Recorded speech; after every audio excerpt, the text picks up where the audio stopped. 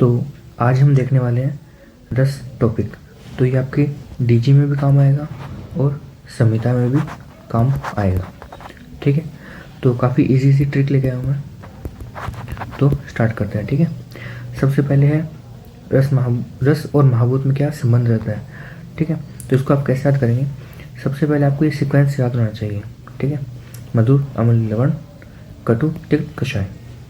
उसके बाद हम क्या करेंगे, सबसे पहले आपको पता है कि जो मधुर है वो गुरु गुण का है। तो गुरु में कौन कौन से आते हैं, पृथ्वी और जल। तो दो आपने याद किए। अब क्या करेंगे, आप इन लास्ट के तीन में वायु लिखेंगे, वायु वायु वायु, और ऊपर के दो में लिखेंगे आप पृथ्वी पृथ्वी पृथ्वी। ठीक है, इतना कंप्लीट हुआ। उसके बाद पृथ्वी हैवी होती है तो लास्ट में पृथ्वी आ गई।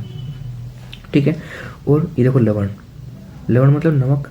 नमक कैसे प्राप्त करते हैं, समुद्र के पानी को गर्म करेंगे तो वो वाष्पीभूत हो जाएगा और लास्ट में आपके पास नमक बचता है ना। तो उसी प्रकार पानी को गर्म करने से, तो जल और अग्नि। अब यहाँ पे आपने अग्नि लिखा तो इससे ऊपर वाले में भी अग्नि, इससे नीचे वाले में भी अग्नि। तो आपका ये कंप्लीट हो गया। ठीक है, अब ये कंप्लीट हो गया और ये कंप्लीट है और ये भी साथ में कंप्लीट हो गया। अब आपको बचा सिर्फ ये। इसमें क्या हुआ, आपने वायु तो लिखी दी थी, अब आकाश इसमें से कहीं भी नहीं आया, सिर्फ इसमें आया। तो वायु और आकाश है ना। तो इस प्रकार से आपका रस और महाभूत का रिलेशन पूरा हो गया। अब हम देखते हैं कि रस और ऋतु रिलेशन क्या है। तो अब आपको ये सीक्वेंस भी याद रखना पड़ेगा कि हेमंत, शिशिर, फिर वसंत, ग्रीष्म, वर्षा, शरद।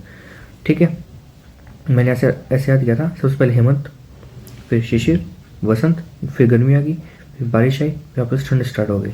तो ऐसा। तो अब यहाँ पे कैसे होगा कि मधुर रस, यहाँ से स्टार्ट करेंगे तो मधुर, अम्ल, लवण, कटु, तिक्त, कषाय। ठीक है, ये सीक्वेंस होगा। यहाँ से स्टार्ट करेंगे मधुर, फिर अम्ल, लवण, कटु, तिक्त, कषाय। तो अगर आपको ये सीक्वेंस याद है तो आपको ये इजीली याद हो जाएगा। ठीक है, तो ये हो गया रस और ऋतु में रिलेशनशिप। उसके बाद रस और दोष में क्या रिलेशन है वो देखेंगे। तो सीक्वेंस आपने याद कर रखा है, मधुर, अम्ल, लवण, कटु, तिक्त, कषाय। तो शुरू के जो तीन हैं वो वात का शमन करते हैं, लास्ट के जो तीन हैं वो कफ का शमन करते हैं। अब स्टार्टिंग का एक मधुर और लास्ट के दो तिक्त और कषाय, ये पित्त का शमन करते हैं। तो ये हो गया रस और दोष में रिलेशन। ठीक है, अब बात करते हैं जो थोड़ा मुश्किल भी रहता है याद करने में, रस और गुण में क्या रिलेशन है। ठीक है, तो ये हम कैसे याद करेंगे, इसके लिए हम देखते हैं सीक्वेंस आपने याद किया ही है, मधुर, अम्ल, लवण, कटु, तिक्त, कषाय, है ना। तो स्टार्टिंग के तीन स्निग्ध, लास्ट के तीन रुक्ष। ठीक है, अब गुरु की बात करते हैं तो स्टार्टिंग का गुरु और लास्ट का गुरु, बाकी सब लघु है। ठीक है, लेकिन जो लवण है ना वो ना तो अति गुरु और ना अति लघु, तो ये बीच का रह गया। ठीक है, ये हो गया, ये हो गया। अब शीत और उष्ण देखना है। तो एक तो शीत स्टार्टिंग में, और शीत हवा हमेशा नीचे गति करती है, तो याद रखना शीत नीचे दो। तो स्टार्टिंग का शीत, लास्ट के दो शीत, बाकी सब उष्ण। ठीक है, तो ये रिलेशन हो गया रस और गुण में। ठीक है, तो ये भी अपना हो गया। अब हम देखते हैं कि रस कर्म अगर हम औषधि के रूप में खा रहे हैं तो, यानी कि हम कौन सा रस कब लेना चाहिए अगर हमको कुछ व्याधियाँ या कुछ रोग हैं तो। जैसे हम देखेंगे कि अगर हमको वातज व्याधि है, ठीक है, तो हम कौन कौन से जो रस है उसको कैसे कैसे खाएं। तो जैसे आपने सीक्वेंस याद किया था, मधुर, अम्ल, लवण। तो वातज व्याधि में हम सीक्वेंस को उल्टा कर देंगे, सबसे लास्ट में खाएंगे मधुर, उससे पहले अम्ल, सबसे पहले खाएंगे लवण। यानी लवण सबसे पहले खाना है, सेकेंड नंबर पे अम्ल, फिर लास्ट में मधुर खाना है। वहीं कफज की बात करें, इसमें सीक्वेंस है कटु, तिक्त, कषाय। जो सीक्वेंस है सेम टू सेम वैसे याद करना है, और इसमें थोड़ा अपोजिट हो गया। ठीक है, और पित्तज में आपको क्या याद रखना है कि तिक्त, मधुर और कषाय। क्यों, वातज को कम करने के लिए कौन कौन से रस होते हैं हमने पहले देखा था, मधुर, अम्ल, लवण, ये काम करते हैं। कफज को कम करने के लिए कौन कौन से कटु, तिक्त, कषाय होते हैं। और पित्तज के लिए हमने देखा था स्टार्टिंग का मधुर, लास्ट के दो तिक्त और कषाय। ये जो हमने स्टार्टिंग में देखा था रस और दोष के जो रिलेशन था उसमें। तो सीक्वेंस आपको ऐसे बता दिया मैंने, ये थोड़ा अपोजिट चल रहा है, ये एकदम सीक्वेंस में चल रहा है। मधुर जो स्टार्टिंग में था वो पहले आ गया, फिर तिक्त और कषाय। ठीक है, उसके बाद रस कर्म देखेंगे। अगर सिर्फ आहार के रूप में सेवन कर रहे हैं तो कोई इसमें आपको व्याधि नहीं है, नॉर्मली आप खाना खा रहे हो तो उसमें सबसे पहले पूर्वम मधुर, मतलब सबसे पहले आपको मधुर रस का सेवन करना है। क्यों करना है? मधुर रस वात का शमन करता है और कफ की वृद्धि करता है। ठीक है, उसके बाद मध्य अम्ल लवणों, यानी मध्य में आपको अम्ल खाना है और लवण खाना है। क्यों? क्योंकि अग्नि का वर्धन करते हैं, साथ ही साथ कफ की वृद्धि भी करते हैं, है ना। फिर लास्ट में पश्चात शेषान रसान, शेष कौन से रस रह गए? कटु, तिक्त और कषाय। ये आपको लास्ट में खाने हैं। क्यों खाने हैं?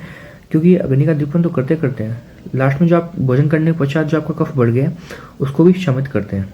तो इस प्रकार ये हो गया रस कर्म आहार के रूप में, और वो हो गया रस कर्म औषधि के रूप में। ठीक है, ये तो था काफ़ी इजी। अब थोड़े श्लोक वगैरह भी देख लेते हैं, रस और उनके लक्षण देखते हैं। सबसे पहले आता है मधुर रस। ठीक है, मधुर रस में क्या है?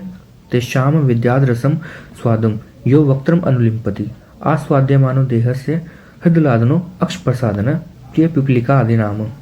मतलब तेषाम विद्याद रसम, ऐसे रस को स्वादु रस यानी मधुर रस बोलेंगे जो वक्त्रम अनुलिम्पति, जो आपके मुख पे पूरी लेपित हो जाता है ना। आपको खाने के बाद लगा कि मुंह में पूरा से लेप हो चुका है मधुर रस का। ठीक है, फिर आस्वाद्यमानो देह से, जो आपके देह को अच्छा लगे, हृदय को अच्छा लगे, और अक्षी प्रसादन है, यानी आपकी जो अक्षी है यानी आंख है उसको भी प्रसादित करता हो। प्रिय पिपलिका आदि नाम, यानी जो चिंटी होती है ना, उनके लिए भी ये प्रिय होते हैं। फिर अम्ल रस के हम लक्षण देखेंगे। अम्ल क्षार्यते मुखम, यानी कि जो मुख को साफ कर देता है, धो देता है। तो अम्ल क्षार्यते मुखम, हर्षणो रोम आएगा यहाँ पे। ठीक है, रोम दंता नाम, यानी जो दंत हर्ष है ना, और रोम हर्ष ये जो करता हो वो अम्ल रस है।